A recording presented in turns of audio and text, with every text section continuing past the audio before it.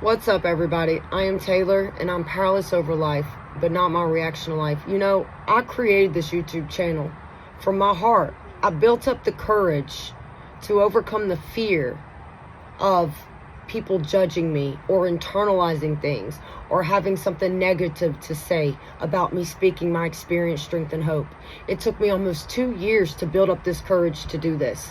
I have done a lot of healing, and my main purpose of creating this YouTube channel is to share my truth, my experience, strength, and hope, what I've been through in addiction, in life, everything, what I've learned from research, the things I've taught myself through research, the things I've learned from other people throughout life and since I've been in 12-step programs, and how I beat addiction, how I overcame my childhood dysfunction and my trauma, and I stopped letting it control my life.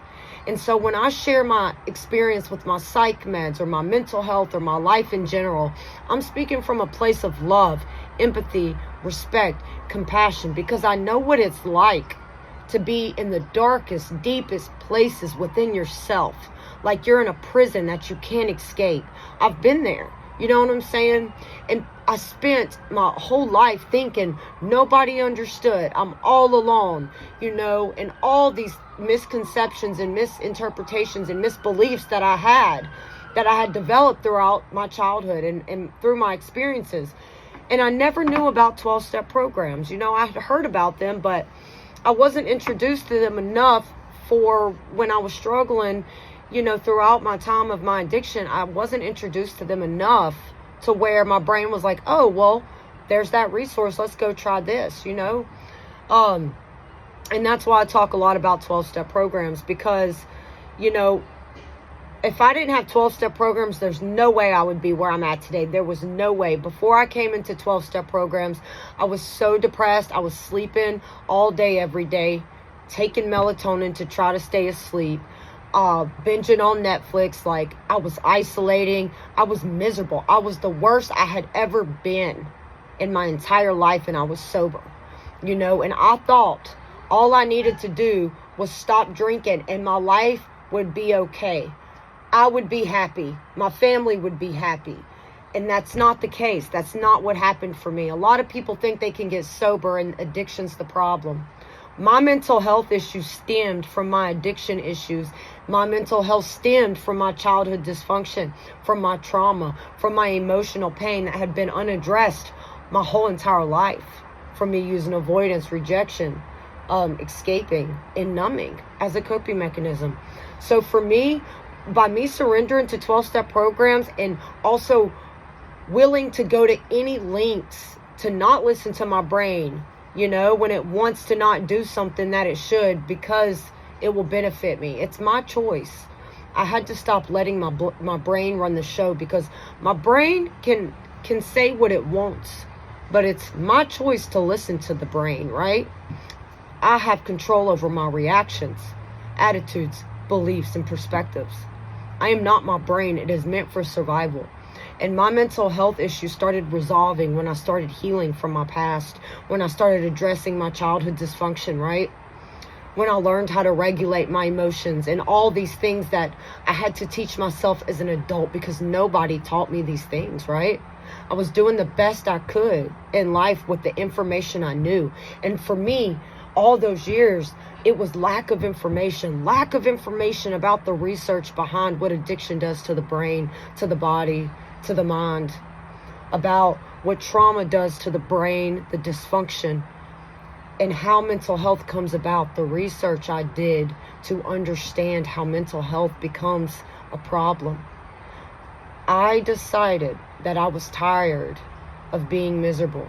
When a person is tired and being in so much pain, and they are on so many medications, and I had been on medications on and off, many at a time, for over a decade, and nothing was happening. I was getting worse and worse and worse.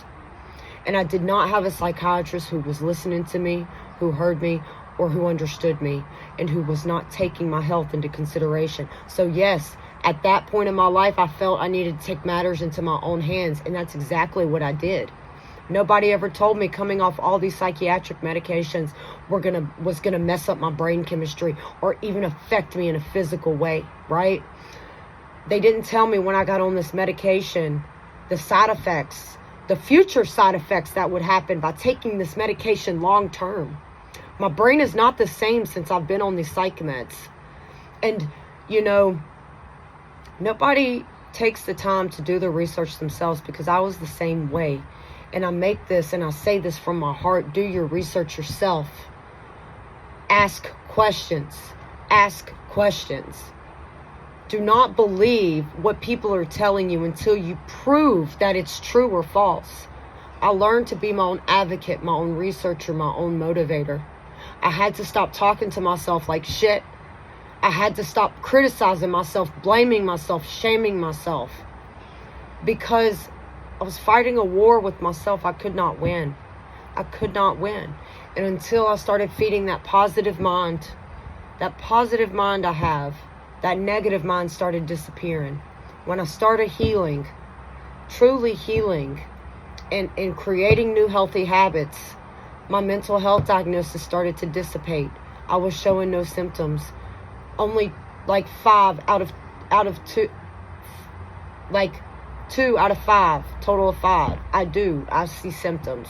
But I'm learning how to deal with those symptoms without medication, without numbing, without escaping, without avoiding. And that's what 12-step programs have helped me do. It's helped me face my emotions with courage and honesty, with self-awareness, to realize that I am in control of my reactions. I might not be in control of my emotions. I am powerless over my emotions. I cannot switch my emotions on and off. They happen to me and they just happen. I've realized that no amount of self-help, no amount of counseling, inner work, healing, meditation, right? No amount of all these things are ever going to stop my triggers. But what all of this inner work does for me, it gives me a solution. It shows me how to face these triggers in a healthy way, to not allow the triggers to consume me like I used to let them before 12-step programs, right? That's the problem. Addiction's not the problem. It's the underneath the addiction. It's the trauma, the dysfunction, the pain, the abuse, the not knowing how to regulate our emotions. It's emotions.